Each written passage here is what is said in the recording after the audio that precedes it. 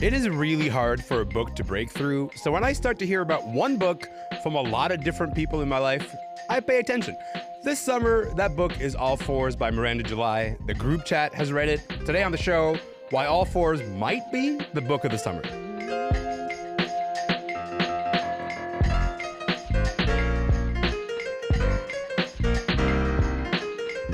I'm Elamin Abdelmahmoud. This is Commotion. All right, we talk a lot about like the framing of the song of the summer. I think there's a lot to say about that. But this year, we kind of have a strong contender for what may be the book of the summer, which is to say there's just a lot of buzz and conversation about it. It's a novel called All Fours by Miranda July. All Fours came up on this show last week, but I thought we should have maybe a longer discussion about it because I've rarely seen a book spread this quickly among people I know. The story follows an unnamed narrator. She's an artist in her mid-40s. She's navigating marital breakdown and sex and desire and facing menopause. The group chat has read it, and we are not going to spoil it. I promise we're not going to spoil it, but we are here to talk about it. Heather O'Neill is here. Jennifer Wilson is here. Heather and Jen, welcome to the show, y'all. How's it going? Great.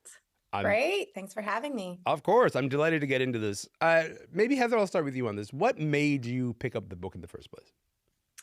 Well, I have actually followed Miranda July's career for a long time, and she started off as a performance artist, and that's where, with her performance art in her movies, that she really kind of captured my attention.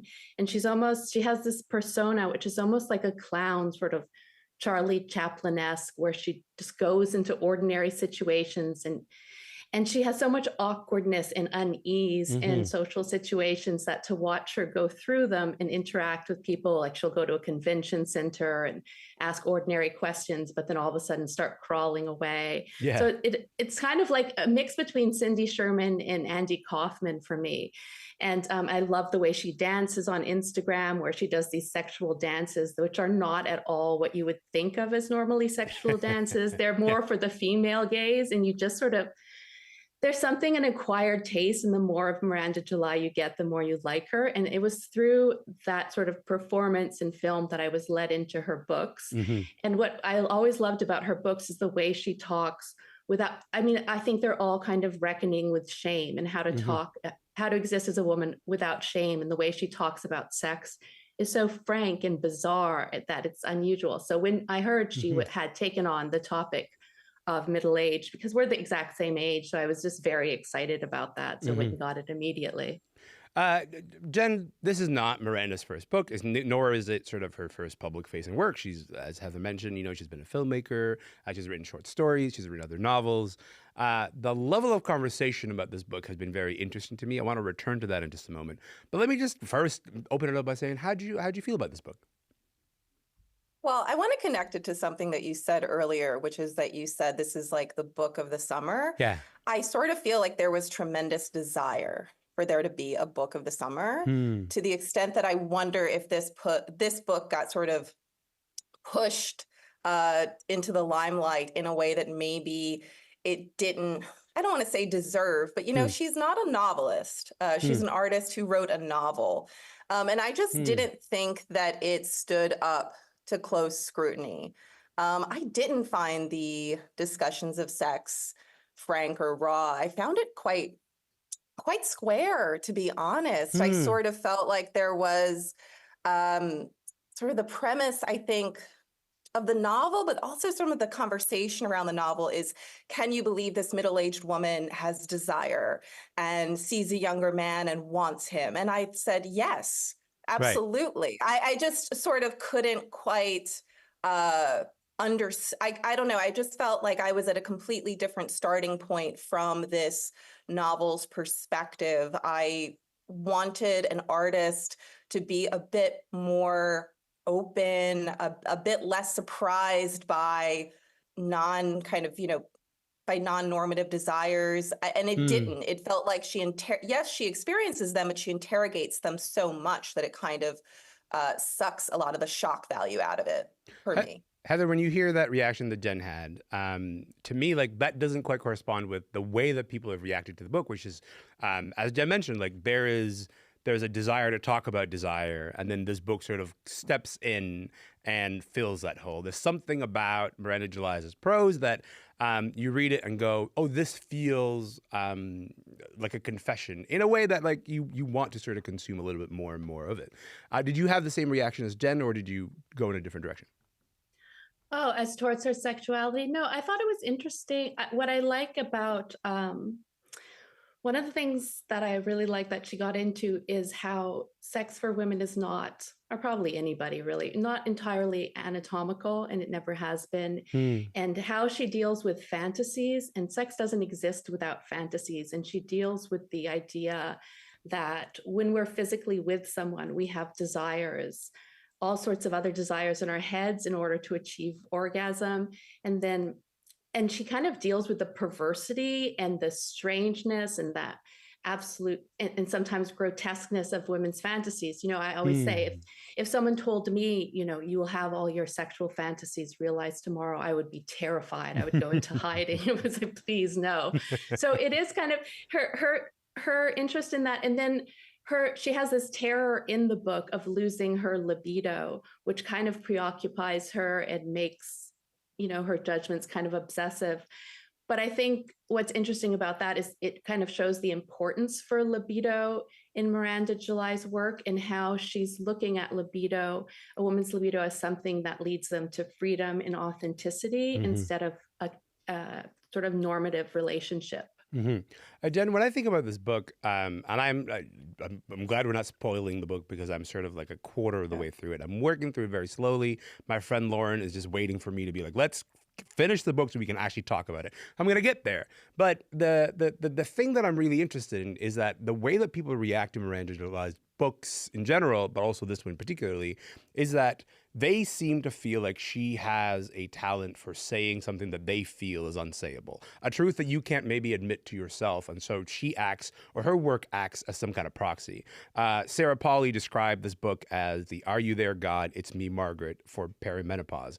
I think like perimenopause, first of all, is not the biggest part of this book, but it's what readers seem to be focused on when they sort of talk about this book. It's like, oh, you're saying something that I felt needed to be said. Why do you think that is? You know, I really just think that I am not the target audience for this book because I don't find any of this stuff unsayable. I don't find any talk about, you know, dildos unsayable. I don't find, you know, the thought that women might fantasize about a much younger man. That doesn't shock me. I don't find the thought of a married woman thinking about, you know, spending a night with her lover instead of being home with her son. I don't find these things tremendously shocking and unsayable. I mean, I think that, you know, I want to talk about how also some of the sex stuff also erases, you know, there's been so much of a conversation about this book as being bold and raunchy at the level of sex. I really think that we don't talk about how a lot of this woman's fantasies are really about slumming it at the level of class. You know, I mean, I really do wonder if there's such a celebration of this, you know, woman talking about her desire in middle age that I wonder if there's not an opening to interrogate the nature of some of the fantasies. This is a wealthy white woman in a heterosexual marriage who I find just sort of, you know, fantasizing about people because a guy who works at a Hertz car rental is only ever going to be a fantasy to her. Reality has to be someone in her social class, has to be part of this cultural elite. And so I just found it really off-putting. Heather, the idea that this book is trying to say some things that readers are trying to say, okay, this is something that I needed to be articulated. How do you react to that idea? What I found the sort of, you know, because people keep saying it's the first great menopause novel, which makes no sense because there's been, you know, so many great novels about middle age from, you know, Simone de Beauvoir and just Colette, and it's just everywhere. But I think it's the word perimenopause and how there has been this shame. And, you know, she can talk about all the kind of wild sexual deviant ideas, but the idea of perimenopause and menopause, it's so unsayable, and there's so much shame with women coming to that, because I mean, the book kind of starts off with her, she describes how her grandmother killed herself at 55 because she was losing her looks, and she tied herself in a garbage bag so she wouldn't make a mess, threw herself out the window. So what she's describing is that social death of menopause, that it's just, you know, it's just so enforced for women since you're young that when you get to 50, something horrible is going to happen. And, you know, we have it with JD Vance lately, just enforcing this thing, which a lot of women are just terrified of this. And one of the actual most enlightening parts of the book was when she kind of sends a group, you know, these texts to all her friends who are over 50 and are postmenopausal. And she says, well, what happens actually, instead of this idea that we suddenly become invisible and are worthless? And they just all start describing like how wonderful it is, how you kind of have, you know, these pains go away. You just become more comfortable in yourself. And that was, and it kind of shows menopause for what, you know, a lot of women now are experiencing. It's just this new stage in life, this new freedom. And so I think just even that she's using the word perimenopause, just admitting that she's going through it, is something that's been unspeakable for a while, when all these wild other taboos have been, you know, we've been able to articulate.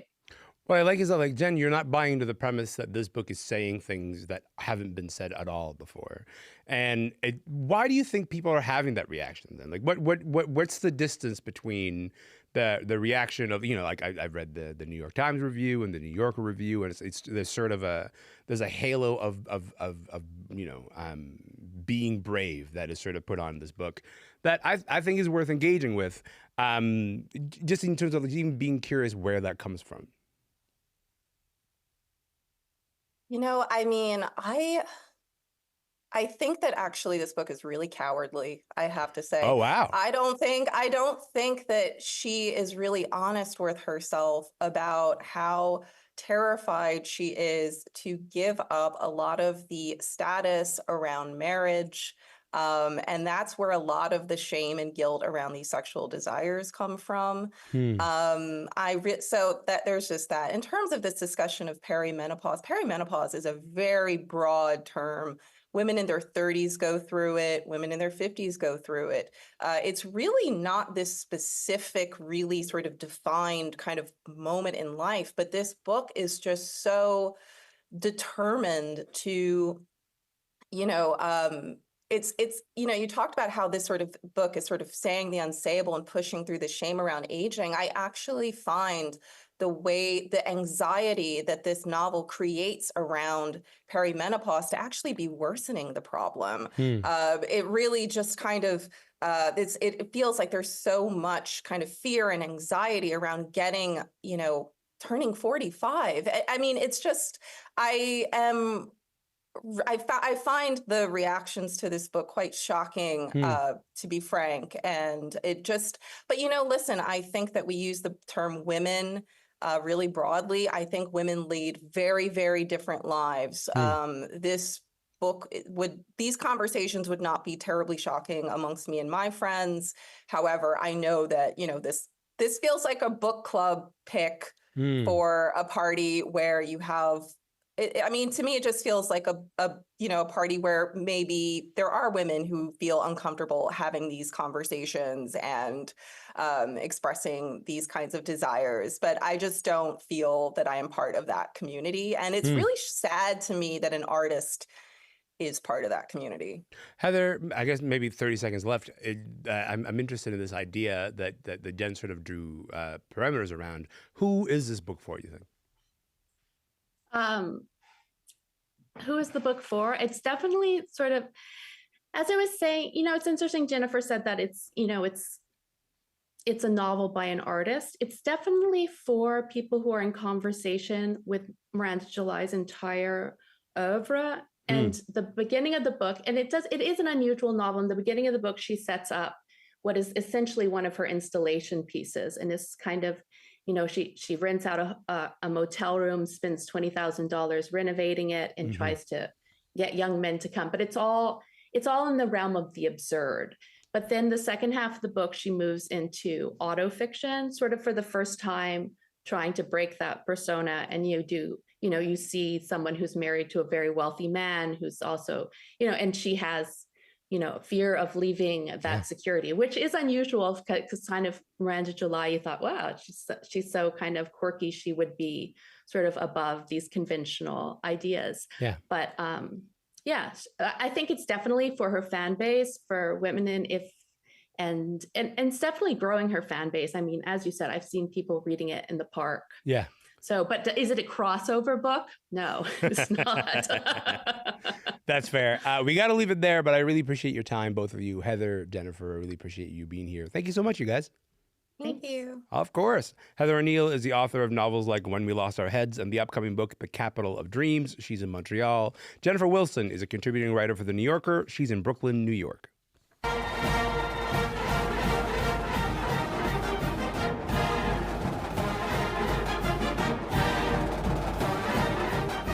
I'm Elamin Abdelmahmoud. This is Commotion.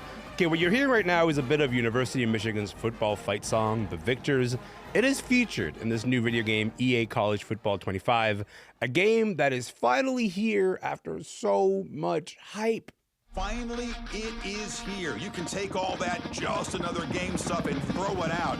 The eyes of the nation are on this field today, and that's what these players live for. That is a bit of the trailer. Look, it's been a decade since EA Sports has released a game in the college football franchise, and pre-order sales racked up almost $250 million. Camille Salazar Hadaway is an avid gamer. She's also a gaming and esports host and is here to talk about all this anticipation around this game. Camille, welcome to the show. Thank you for having me. Hey, listen, of course, look, there's a lot more, to get into when it comes to talking about this game. It's more than just the touchdowns. Can you just quickly tell us, what is this game about? Well, I mean, it's football, right? EA is known for their sports title, of course, the very familiar Madden. However, this is not a reskin of Madden. What you're getting here is the full college experience that is developed by EA Orlando and for consoles, so PlayStation 5 and Xbox Series X and S. It features all 134 NCAA football bowl subdivision. So that's a lot of teams that is in this game. And the best part is it's really a focus of the series of college football and going back to those game modes that fans of Madden, fans of like football video games grew up with. So you're seeing the return of old features like Team Builder, Road to Glory, Dynasty, that really gives you that full experience. And of course, like I said, it is that college experience. So what they did for this game is they have their approach to this game is the new Campus IQ gameplay, which really is focusing on 3 pillars. They call it All 22, which is the importance of showcasing the individuality of players. You have 134 ways to play, of course, repping the teams in those schools, and then stories of Saturday. So this is the raw emotion that comes from student athletes and everything that they do have to go through representing their schools, but also trying to make it into the big time. I love everything about that. Okay, listen, there was so much hype leading up to this game. Like, there's so much, oh my God, there's all this anticipation. When is this going to come out? People keep tweeting the company, be like, hey, can you put this game out? Why was there so much anticipation behind this game, do you think? Well, I think what it is, firstly, the anticipation behind this game does have to come from the fact that it's been a while. I think it's been a while for football video game fans where they've been happy with the football game. Madden, unfortunately, has been on the decline in terms of audience reception. So this is kind of a throwback to the glory days, especially because it's been 11 years since the last 2013, right? Yeah, that's a really long time. It's been a long time, so it's well overdue. I think fans are ready and hoping that this is going to deliver everything that they need from football video games. Look, EA Sports spent $12.9 million to be able to include the likeness of the players and the teams in this game. The players were not paid much. They were paid $600, but they get a copy of the game. What's the response to that particular part been like? I love how you added and a copy of the game. I get a copy of the game. $600, copy of the game. Yeah, $690, I suppose. Yeah. Yeah, For a lot of gamers, I think they're just excited to get a copy of the game. Yeah. But, you know, for these players, you know, it's unfortunate because when you look at a company like EA that made approximately 7.4 billion last year, paying such a small fee for athletes and their likeness, their name, it's very unfortunate. It's sad.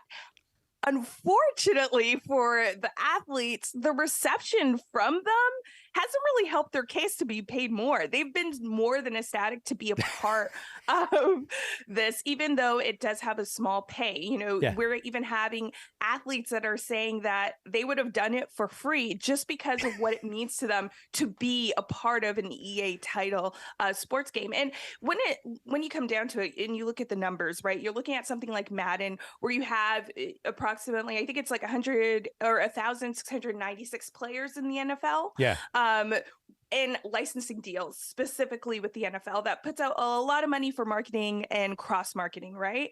When you look at college football, you don't have that money to play around with. No. So EA actually spent half of that $12.9 million to pay the athletes because you have 11,000 plus college athletes that are included in this game. So they're actually putting more than half of that budget into paying the athletes.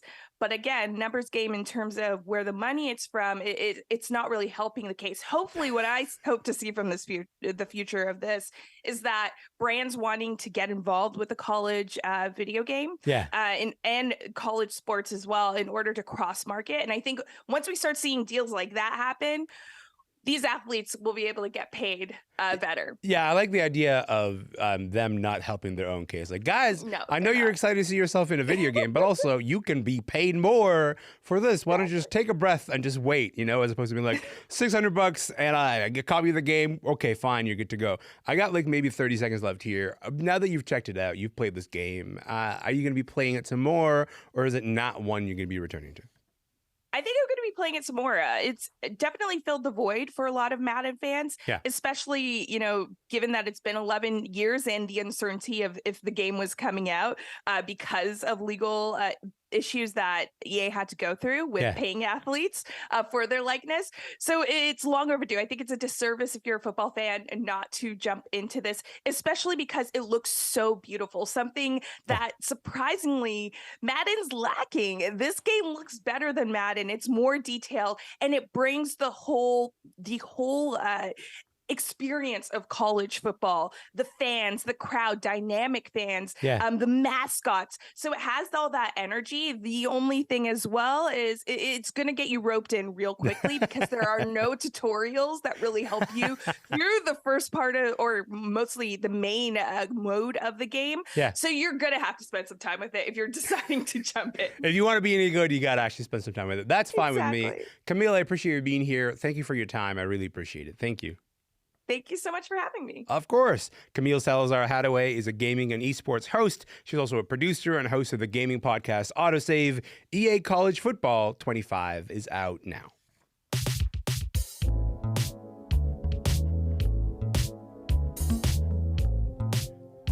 Look, I can't let you go without talking about one of the most extraordinary moments of pop culture that I think I've ever witnessed. On Friday, me and my wife and my kid, we watched the Olympics opening ceremony, all 3.5 hours of it. And basically, like every 10 minutes, we were like, how are they going to top this? It was just like this incredibly ambitious spectacle. Well, eventually, we arrive at the big moment. The Olympic cauldron was lit. And then, Celine.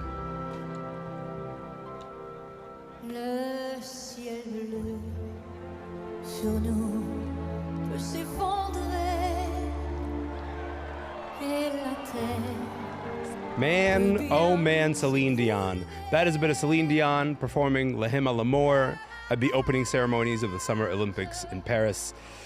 Look, she's performing for the first time. She was performing for the first time since she told the world about her diagnosis with stiff person syndrome.